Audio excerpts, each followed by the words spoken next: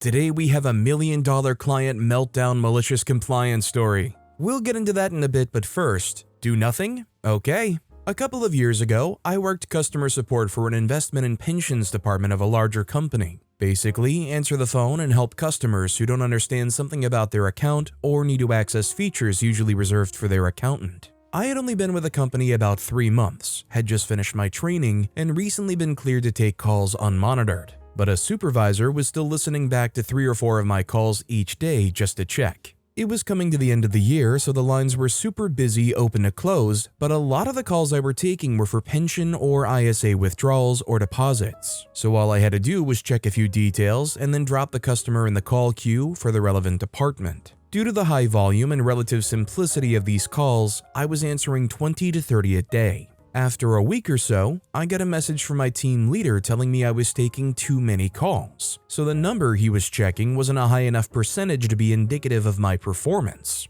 Okay, fine. Starting the next day, I would take a call, pass the customer on, and then sit and twiddle my thumbs for around an hour, all while the queue is getting longer and longer. We're talking 2 to 3 hours on hold, then take another call and repeat. Fast forward another couple of weeks and I have a perforated review with my team leader. He says that my verification of customer identities isn't up to scratch with company standards. I explained that 1, I am meeting the standards that were laid out in our training and that all further advice and guidance had been completely contradictory or so vague as to be meaningless. He tells me that when I come in tomorrow, I need to log in, mark myself as in training so I won't receive any calls, and wait to hear from him about next steps. So the next morning, I log into my work laptop and wait to hear from him. For 5 days, I sat in my spare bedroom/office playing video games, all while logged in marked as in training, and waiting till I hear from my team leader. The next week, I get a message from a manager 2 or 3 steps above my team leader asking why I haven't taken a single call in 5 days. I explained what my team leader told me, sent screenshots of emails, etc., and said that I was waiting to hear back.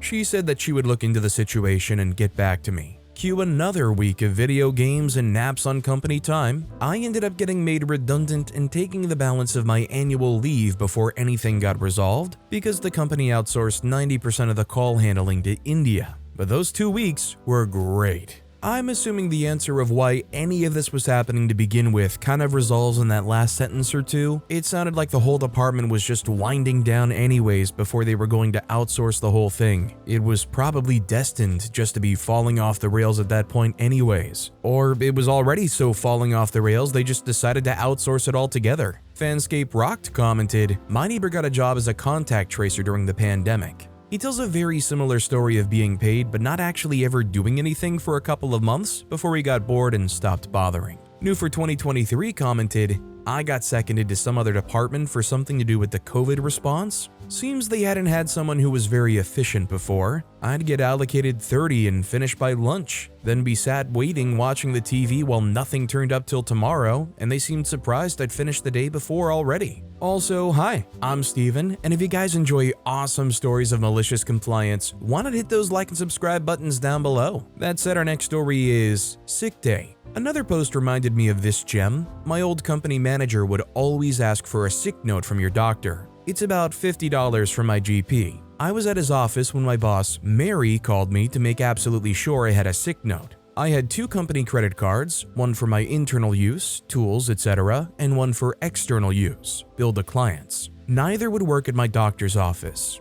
I called Mary back. I said, "My company credit cards aren't working." Mary replied, "Use your own card and file an expense report." I said, "No, I'm not here to lend money to a multi-million-dollar company." Mary said, "Fine, use mine." The medical secretary said, "We can't take credit cards over the phone." Mary said, "Then you won't be paid for today." And I replied, "Send that by email right away, please." Mary sends it. I reply to the email, "I'll need a union day to file a grievance as you refusing to pay me is against our collective agreement." There is nothing in our collective agreement stating that I need a note for 1 day. It's for 3 consecutive days. I'll also need a second union rep as I can't represent myself. Union days for grievance can't be refused for any reason unless there's a catastrophic event. Mary calls me back and says, "Fine, I'll pay you." I said, "No, the violation has already occurred and the grievance demand filed. We are proceeding with this." Mary says, "But," and I say my union rep will be in touch. For 8 hours pay and one of a sick note,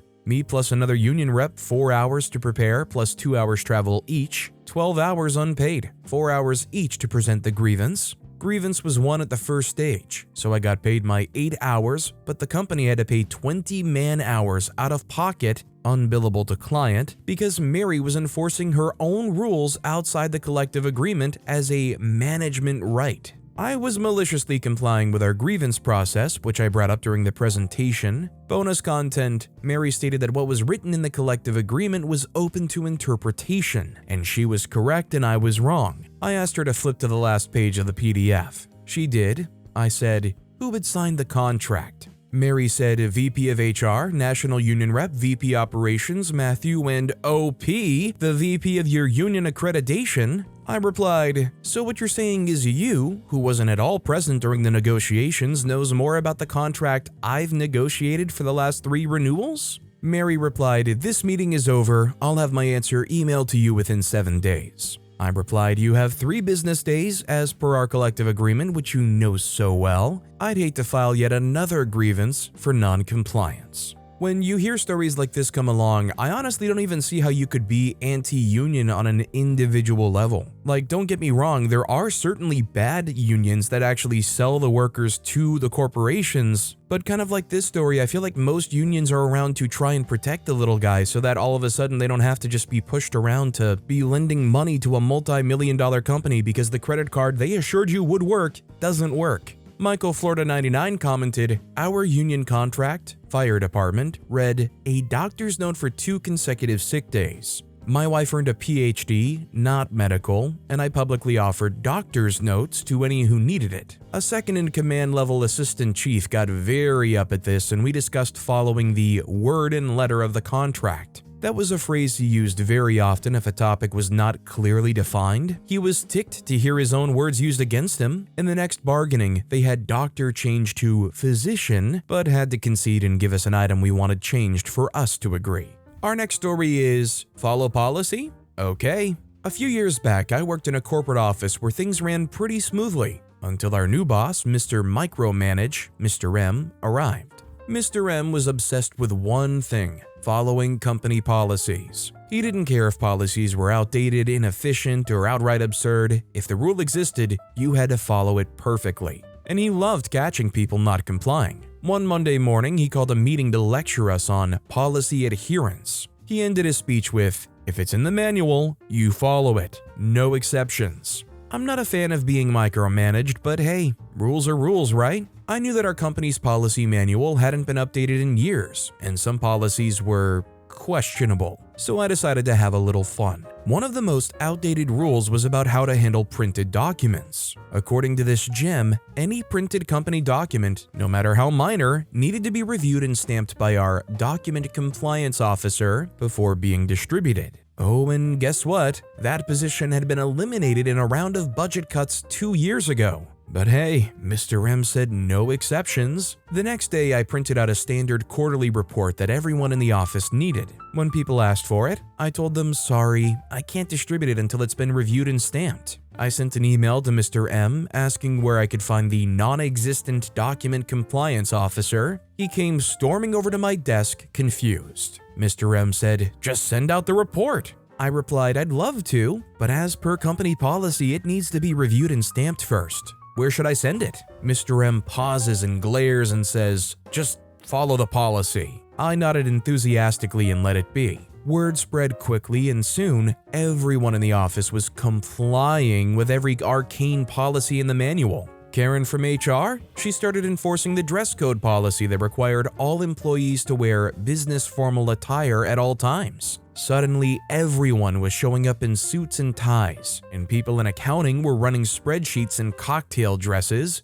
Jake from marketing, he made sure to send a request to Mr. Micromanage every time he needed to make a 10-cent photocopy, as per the ancient policy that all expenditures, no matter how minor, must be approved by management. By the end of the week, the entire office was a disaster. People were wasting time and resources, projects were delayed, and everyone was cranky from wearing stiff formal clothes. Mr. M tried to reprimand us, but we just kept saying, "Sorry, sir, just following the policies like you said." It only took 1 week of chaos for Mr. M to call another meeting, where he begrudgingly told us to use common sense instead of following every single policy. He even promised to update the manual. And that, my friends, is how our office turned into a temporary circus of hilarious compliance. Until our boss finally learned that some rules are meant to be bent. I appreciate anybody that's willing to go this far for their malicious compliance. I don't know if I would have it in me to break up that dusty old manual and read through it to try to find any nugget that you can find to fight back against this guy. Diente de Leon commented, "One of my favorite examples of this was told by a friend.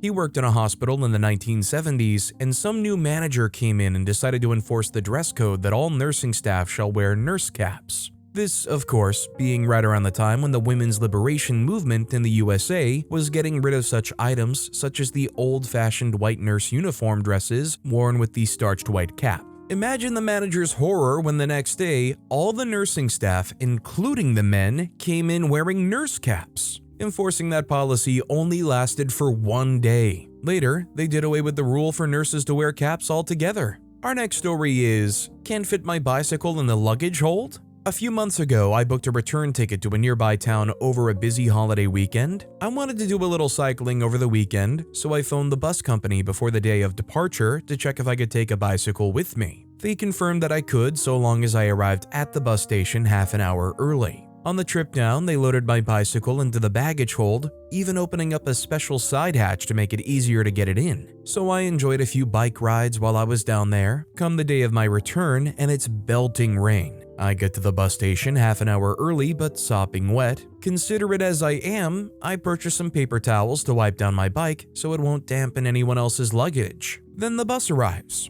I go straight over to the baggage loading area and ask the guy if I can put my bike in. He replies, "No." Do I need to wait? No, he's just not going to let my bike on at all. So I spend a quarter of an hour arguing with the guy as the clock ticks towards departure time. I tell him the bus company has already confirmed I could bring my bike, but that does not move him. He keeps telling me that there's no space in the hold, even though I can see there is space in the hold. Now this is a Sunday, and I have work the next day, and it's the end of a holiday weekend, so I might not be able to get a seat on another bus, even if they refund me my money. And nobody's talking about a refund. Finally, departure time has arrived. I yell out, "Well, head office said I could take it on the bus," so I'm taking it on the bus, and I hoik my bicycle in the air and step up into the passenger section of the bus and start making my way for my seat. Now, my seat was booked for the upper deck, so I also have to hoik my bike up the narrow spiral staircase to the upper deck, which I do.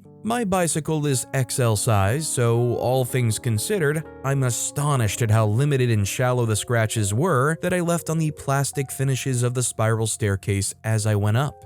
Amazingly, no one made any move to stop me, and the passengers on the upper deck all came onto my side, helping me to secure the bicycle and making no complaint about having to squeeze past it, even though it almost entirely blocked the corridor. Every now and then, the conductor would come up to check our tickets, see the bicycle blocking the way, and turn away defeated. Every time he did so, I made sure to loudly say to my fellow passengers, "I don't know, to me it would have made more sense to put it in the hold, but it's their bus, they make the rules," and the other passengers would agree with me. The bike and I got home safely. I don't know if it was like this guy just didn't want to pick up the bike to have to put it in the hold or whatever, but it sounds to me like that driver just felt like they weren't getting paid enough or something. I mean, it sounded like this driver was one step away from just saying, "I'm gonna tell you what, I just don't give a crap, dude. I don't want to deal with your bike, just do whatever." Horse Western 62 commented, "Oh man, this is gold. I swear, why do people go full rules officer when it makes zero sense? You're there, ready and early, with a towel-dried bike and just looking to get back home, but no. Mr. Power Trip at the baggage hold wants to act like you're smuggling contraband or something. And you know, everyone just watched you take your XL bicycle for a scenic tour up the spiral staircase like it's a contestant on a reality show challenge. It's comedy gold at its best.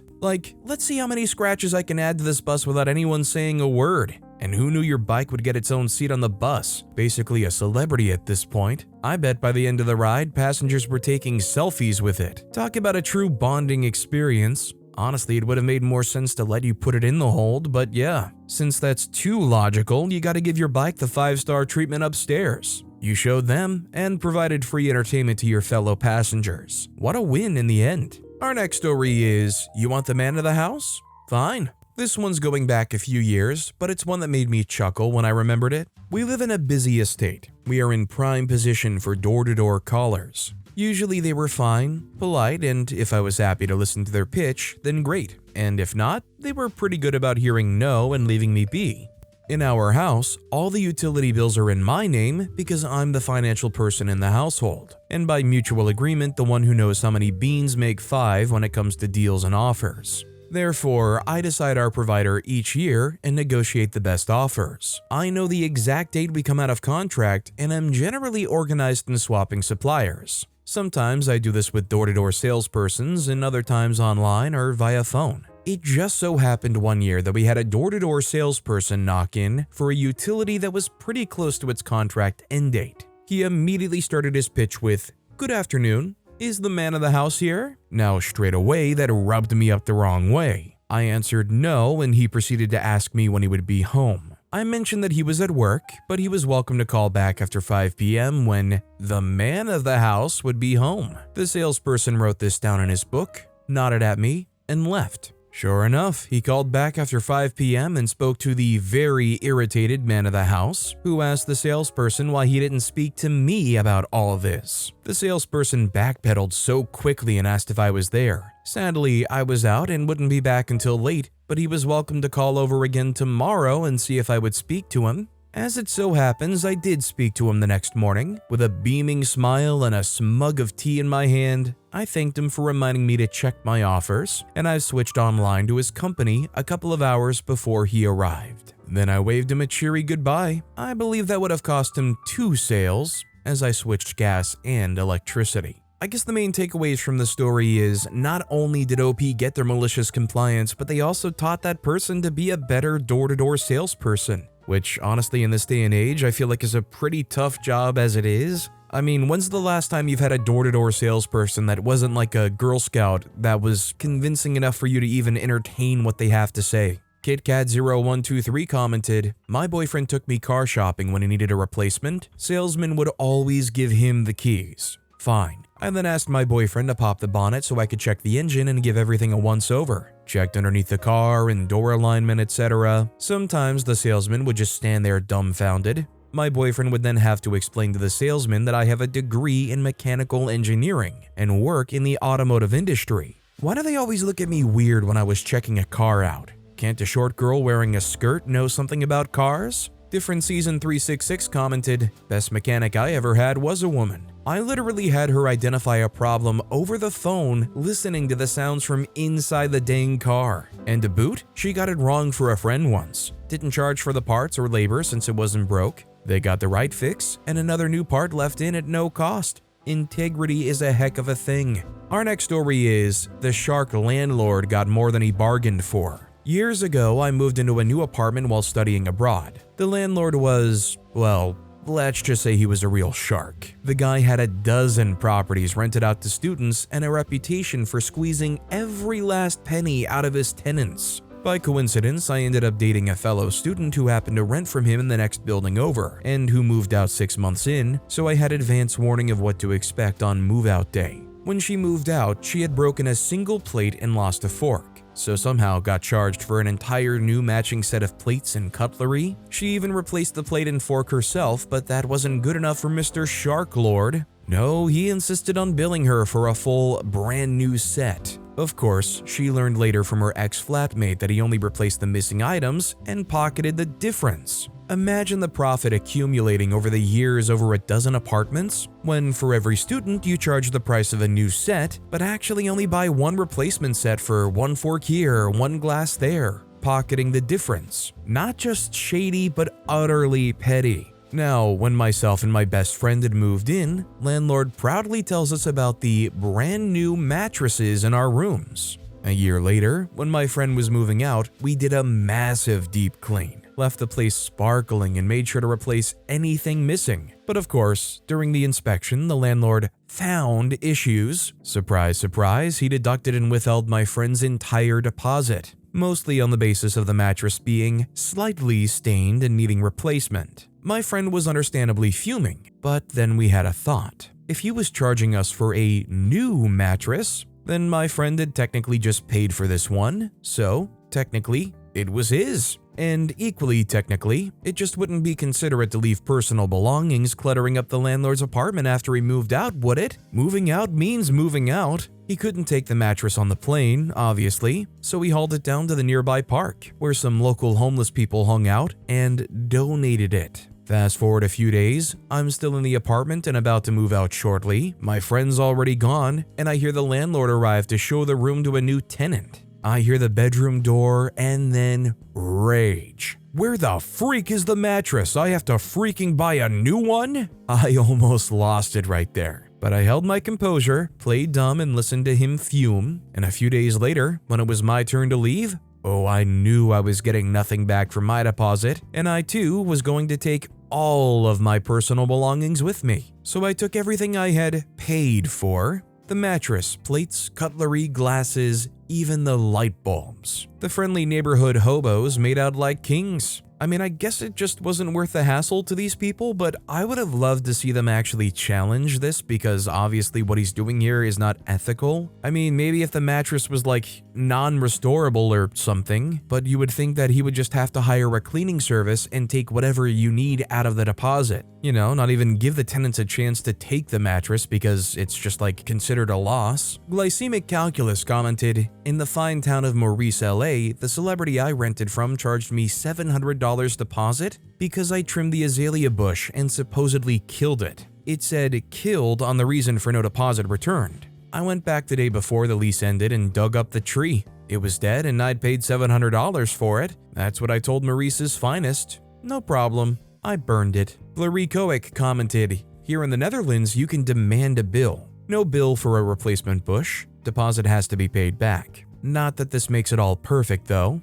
Landlords prefer internal students who don't know the laws and regulations. Some scum show bills to clean the apartment from a cleaning company they or a friend or family member owns, and then you have the problem where you as a tenant have to take legal action to get your money back. For students, the deposit is often equal to 1 month's rent, so a lot of tenants don't pay their final month, so the landlord has to move to get money. This could, however, have a few negative consequences." Our next story is, "My boss said, just follow the script. So I did. All the way to a million-dollar client meltdown. Buckle up, fasten your seatbelts, and lend me your ears, folks, as this is going to be a long one. I work in customer support for a company that provides specialized software to major players in the healthcare industry. Our clients aren't your average users, they're hospitals, clinics, and medical centers, where downtime can have serious consequences. I've been with the company for 5 years and know our software inside out, so I'm often able to troubleshoot unusual problems and get things back on track without a hassle.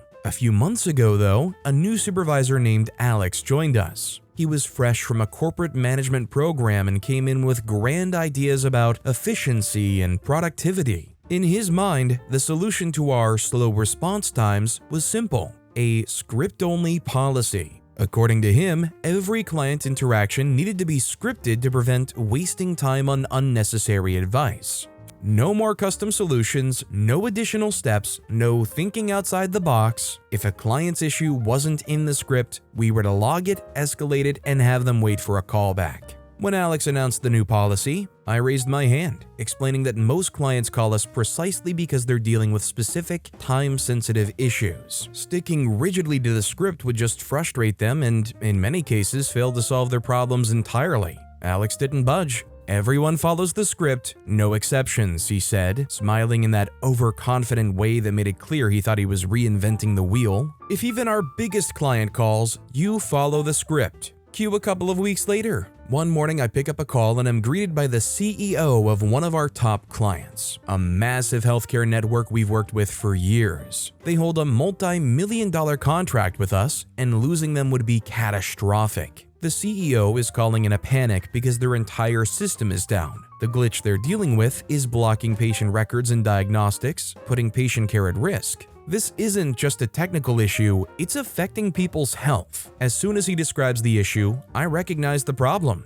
It's a known bug with a straightforward 5-minute workaround, something I've handled a dozen of times before. But here's the thing, the fix isn't in the script. I'm immediately torn. My instincts tell me to help him, to do my job and prevent a disaster, but Alex's strict orders echo in my head. Follow the script, no exceptions. If I help, I risk my job. If I don't, I risk this client's contract and possibly lives. So I do exactly as Alex told me to do. I go through the script step by painful step. The CEO is losing patience fast. As I drone through basic troubleshooting steps he clearly doesn't need, he interrupts asking why I'm wasting time. I explain the policy. I'm only allowed to offer solutions that are in our script. If this doesn't fix it, I can escalate the case and someone will call you back within 24 hours. He goes dead silent and then says, "Escalate it now." I log the issue as required, escalating it for a callback. Within an hour, word spreads that Alex has been summoned to an emergency meeting with our department head. Apparently, the CEO of our client had gotten in touch with our company's leadership directly and wasn't mincing words. He demanded an explanation for the sudden drop in our service quality and threatened to take his business elsewhere. Rumor has it he even said,